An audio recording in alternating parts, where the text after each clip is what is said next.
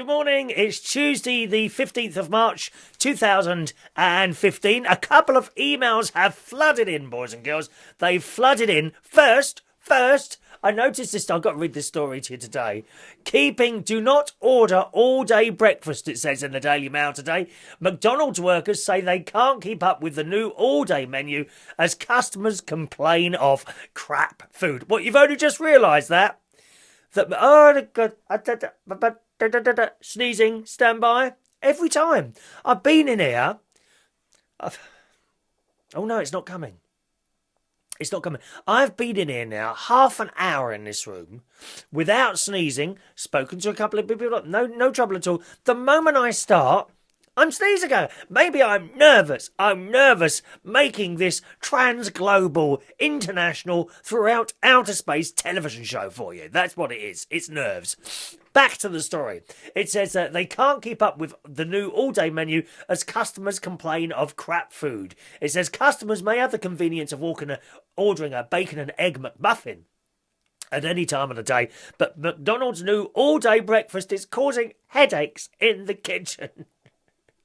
They say basically it creates a lot more work for people out the back in terms of preparation and cleaning it. It sucks. Well, get more staff then. Get more staff. Lucky to have a job. Stop bloody moaning. Don't like it? Go and find something else. Moaning all the time. I can't bear people moaning, dear. I really can't. You never hear me moan, do you? Never once in a million years, dear. God's sake. So there we are. It says...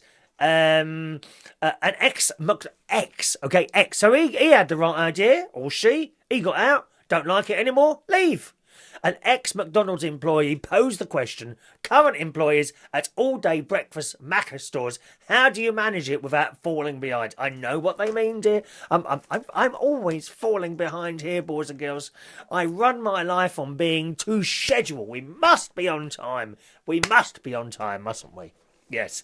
Oh, I haven't checked for birthdays today. I'm trying to check now for birthdays every day. If you're on my Facebook, I do have a little look. And if I spot your... Oh, there he is. Graham! Head and top... Well, not head. Top karaoke person. Graham's birthday today. Graham, who also hosts karaoke nights. It's his birthday. We must sing. Let me see if there's anyone else. Graham, anyone else? Just about Graham. Sorry, old boy. Oh, there's a couple here. Let's have a look. Yes, there's one there. Right, Graham. We'll do Graham and Christopher today. Completely unrelated people. Graham, happy birthday, and Christmas, Christopher, happy birthday this morning.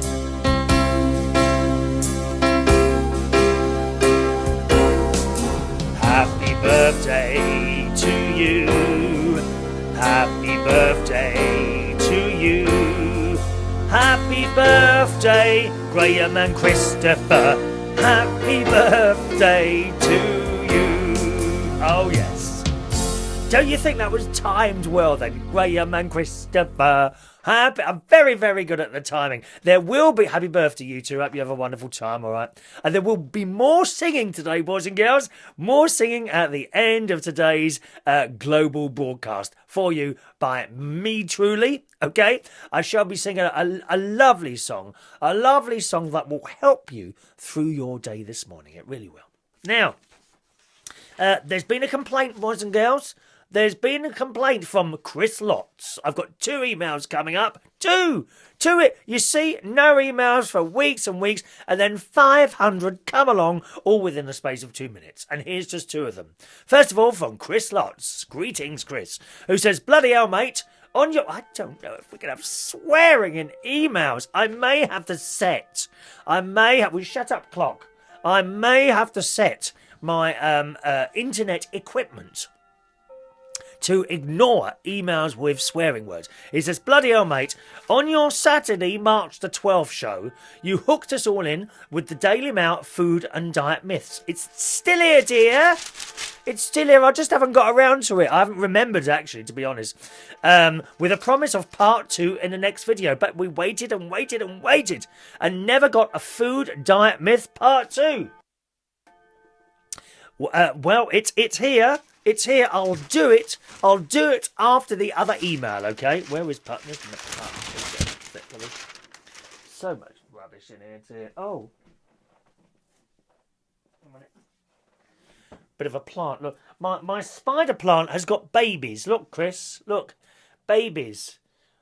Would anyone like a spider plant? All I have to do is cut this off, put it in a pot, and send it off to you. Postage and packaging will apply. Back to the email. He says, well, I can tell you, since I've been on Lent and I've given up Facebook. He gave up Facebook for Lent. Very good, very good. I've lost £10. Not sure what that converts into stones. Maybe 2,341.1 stones. No, incorrect. Incorrect. £10 would be, I'm afraid, not even a stone. £14 is a stone, okay? So £10 is just under a stone. But that's very good. £10 is very good, my friend. He says, sure, I've been watching what I've been eating. And I've also been riding the bike, but I blame the 0.423323 stone, £10, loss on giving up Facebook. Well, I don't know where you're getting all these fractions from there. Point this and point that. God's sake. What do you think of my blind daffodils pictures from my garden? And here is Chris as a blind daffodil in a field of daffodils. And Chris as a blind daffodil in a field of other flowers. So thank you for sending those in, Chris. Very good. And he says, have a wonderful day on that side of the pond from your one uneducated overmodulation heathens. Heathens, dear. Heathens. I bet they don't even know what Good Friday is. Oh, ain't that a couple of days before Easter Sunday? No, it is the day the Lord died on the cross for us. God's heathens, dear. Heathens! I will personally recommend that the Pope visits your house when he comes to... where is it you are again? Just a minute. He's in the USA. Are you Atlanta? Oh, I can't remember where you are now. Are you Atlanta? That's apparently a very difficult airport to work around. Is that right? Atlanta. I've never been there. So we will have another bit of the myths and diets coming up shortly. Only on this channel, boys and girls. You can't even buy this Daily Mail anymore. This is exclusive to United Kingdom Talk and its associated networks. Now, Chris Watling also writes in, hi Chris, I just wanted to let you know how much I miss your Periscope sessions. Do you not Periscope anymore, or did you accidentally block me from your scopes? No one's been blocked from scopes, Chris. Only those people who said vile things, dear. Not people with differences of opinion, people who say vile things. I don't mind people have differences of opinion. Not everyone can be right like me. That is a fact. Not everyone can be right like me. There are a lot of wrong people up there, but that doesn't mean that they're not allowed to have their opinion. However, if you be vile, then yes, you get blocked. But no, you haven't been blocked. I just don't do them anymore. I stopped doing Periscopes. Actually, last year, I think it was around November, I found the constant messages really off-putting, and I just couldn't get to where I wanted to get to. Do you know what I mean? Not that I don't plan these shows minute for minute. All I've got is a few bits of paper in front of me and a few, one lines written down like that. That's a show plan to me, and then just rab it away. But I would be telling a story and then I'll get to a message, read about, and then I'd forgot where I was. I found it very off-putting. So now, as most people would tell you, I do Facebook Live videos. These are very, very similar to Periscope. But you don't get so distracted because you tell the story and then I can go back on the little screen and scroll down and do the messages after I've done the story. Get it? Whereas Periscope, you get the message comes up, you see it for about 5 seconds and then it's gone. And you can't see it again. So that's the big difference between the Facebook Live and Periscope. Massive difference. And I've been doing quite a few Facebook Live videos, including live broadcasts from all the karaoke nights. And you see all our wonderful singers and characters there. All right, so that's where they've been. Chris says, looks like you are busy with your karaoke sessions, but I do so miss your great personality and absolute nonsense talks. Beg pardon? Nonsense, absolute nonsense talks. Nonsense, dear. Nonsense. What do you mean, nonsense? I hope you are doing well and just wanted to know you are missed in my little corner of the world in the great Pacific Northwest of the US of A. Yeehaw! Is that where all the cowboys and Indians films were done? All the westerns? Is that where they were done there? In the Northwest?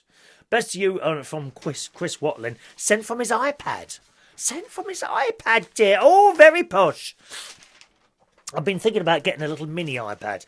I think Wendy Young, told me, I think it was about a year ago now, that you can get good quality refurbished iPad 2s, I think direct from Apple, at a much reduced cost to a brand new one. So I'm thinking of doing that just for doing my Facebook Live videos.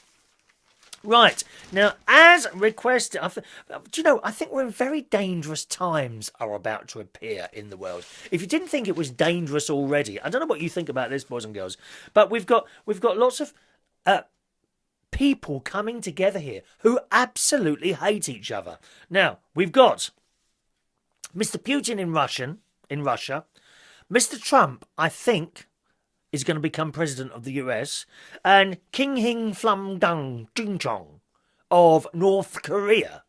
And they all absolutely detest each other. This is a very... And the massive nuclear powers, all of them. And, of course, we can throw ISIS into the equation as well. Don't you think these are rather worrying times? Eh? So we've already got two of them in place, Putin and King Hing Flum Dung. Right? And Trump's going to be there as well. It's going to be awful, awful. I think we're in for some very, very dangerous times in the world, you know. I mean, I'm going to start selling up, I think, dear, and just having holidays all over the world. First class. Thank you. First class. I do like the idea of that apartment in the sky. I think it's one of the Arabian, possibly Saudi airlines does that. Is that the one that does the apartment in the sky? And for one way from London to Dubai is like £18,000. And it's like a flat. It really is an apartment in the sky. You've got your shower and all this business. And luxury sit down and a double bed. Oh, how lovely. If only I had someone to share it with. Oh, well, never mind. Now those days are gone. That's a song by Bucks Fizz. Look it up. That's a nice song, that is. Bucks Fizz. Now those days are gone. Okay, some more diets before I sing for you on today's broadcast. Here we go. Some more 10 diet myths that you can't afford to believe, as printed in the Daily Mail on, when was it? Sunday, I think it was. Eating regular, smaller meals will help you lose weight. How many times have you heard that? Many times, I know. Look at this. A common belief is that if you spread out your food, lots of small meals, this will increase your metabolic rate. And I'm not swearing, no. Keep you less hungry and help you lose weight. Well, in a recent study, researchers decided to test this idea by feeding boys. I like to be fed like a little baby. Researchers tested this idea by feeding two group meals the same number of calories, but taken as either 2 or 6 meals a day. Each group ate the same amount of calories, around 1,700. The 2 meal a day group lost on average 3 pounds more than the snackers, and about 1.5 inches more from around their waist. Now that's what we want to do. Lose from around the waist. I'm not so bothered about my weight. It's the waist here. It's just hanging like a massive Pirelli tyre. Notice I say Pirelli and not Dunlop, because Pirelli are much higher quality. And my spare tyre is very, very high quality. It really is. So, you know, eating the smaller meal, they didn't lose as much weight. Look at that. Look at that. And the people who only ate a couple of meals also felt more satisfied and less hungry than those eating little and often. There's nothing worse than going to a restaurant, is there? And there's that little meal in the middle of the plate. And you, oh, I'm still hungry. Isn't that awful? I hate that. So there is another tip for you. But guess what, Chris? We've run out of time again. So another tip on the next show. I can just go on and on with these stories there. Thank you very much, boys and girls. Finally today, something to cheer your day up, perhaps, boys and girls. A little happy song, a happy ballad sung from you. You may recognise it from an old TV programme. Have a lovely Tuesday, and if you're around Camden area tonight, I'm hosting karaoke tonight at the Golden Lion in Camden Town. Okay, Golden Lion karaoke every Tuesday night at the Golden Lion, Royal College Street, Camden Town, 9 p.m. to 12 midnight. Have a nice day and have a listen to this.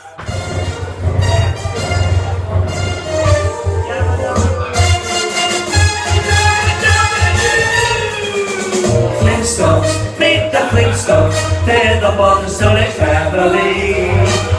From the town of Bedrock, they're a page of our history. Let's ride with the family down the street, through the country or press to pitch. When you're with the Flintstones, have a yabba yabba do time, a dabba do time, we'll have a gay old time. Flintstones, meet the Flintstones, they're the modern Stone family. From the town of Bedrock, they're a page right of history. Someday, maybe Fred will win the fight, then that cat will stay out for the night. When you're with the Flintstones, have a yabba yabba do time, a yabba do time, let's have a gay old time.